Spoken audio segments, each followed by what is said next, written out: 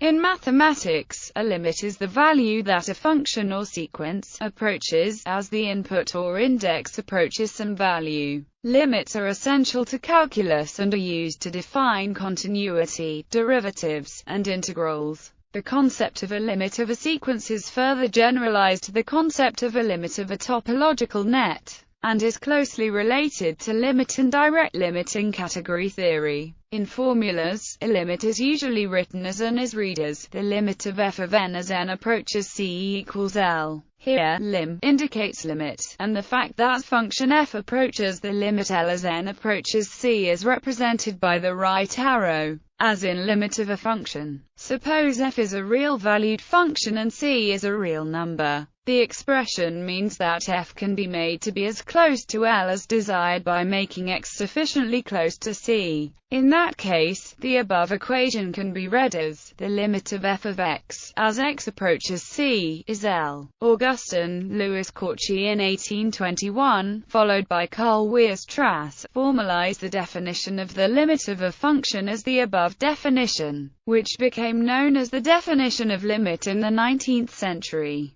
The definition uses epsilon to represent any small positive number, so that f becomes arbitrarily close to L, means that f eventually lies in the interval, which can also be written using the absolute value sign as f minus L less than epsilon. The phrase, as x approaches c, then indicates that we refer to values of x whose distance from c is less than some positive number delta, that is, values of x within either or, which can be expressed with 0 less than x minus c, less than delta. The first inequality means that the distance between x and c is greater than 0 and that xc, while the second indicates that x is within distance delta of c. Note that the above definition of a limit is true even if f(L). Indeed, the function f need not even be defined at c. For example, if then f is not defined, yet as x moves arbitrarily close to 1, f correspondingly approaches 2. Thus, f can be made arbitrarily close to the limit of 2 just by making x sufficiently close to 1. In other words, this can also be calculated algebraically, as for all real numbers x1. Now since x plus 1 is continuous in x at 1, we can now plug in 1 for x. Thus,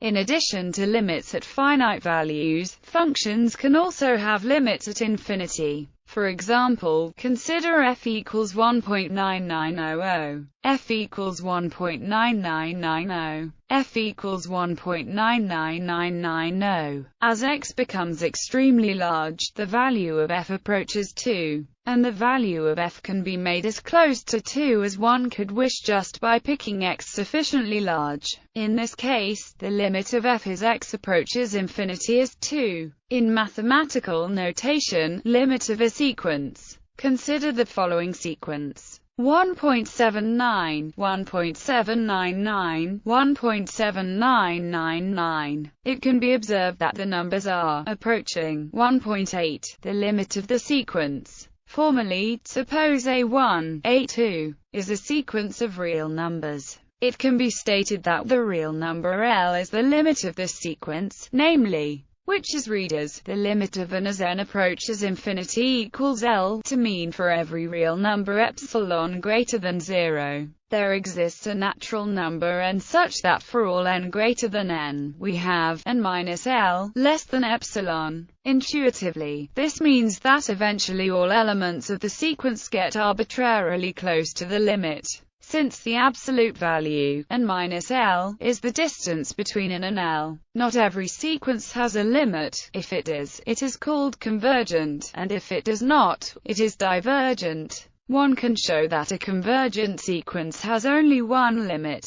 The limit of a sequence and the limit of a function are closely related. On one hand, the limit as n goes to infinity of a sequence A is simply the limit at infinity of a function defined on the natural numbers n. On the other hand, a limit L of a function f as x goes to infinity, if it exists, is the same as the limit of any arbitrary sequence and that approaches L, and where n is never equal to L. Note that one such sequence would be L plus 1, n. Limiters, standard part.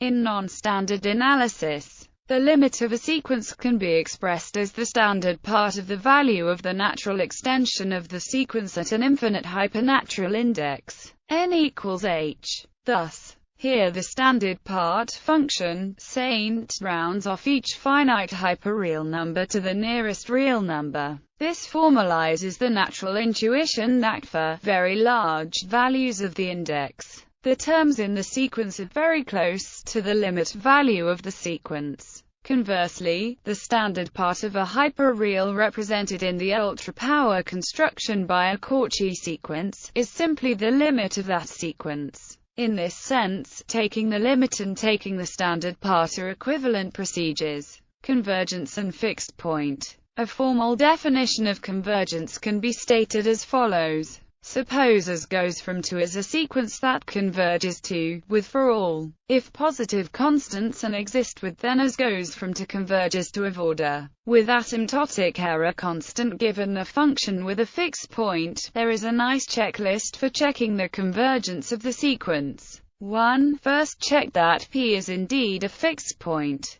2. Check for linear convergence. Start by finding if. 3. If it is found that there is something better than linear, the expression should be checked for quadratic convergence. Start by finding if. Topological net. All of the above notions of limit can be unified and generalized to arbitrary topological spaces by introducing topological nets and defining their limits. An alternative is the concept of limit for filters on topological spaces.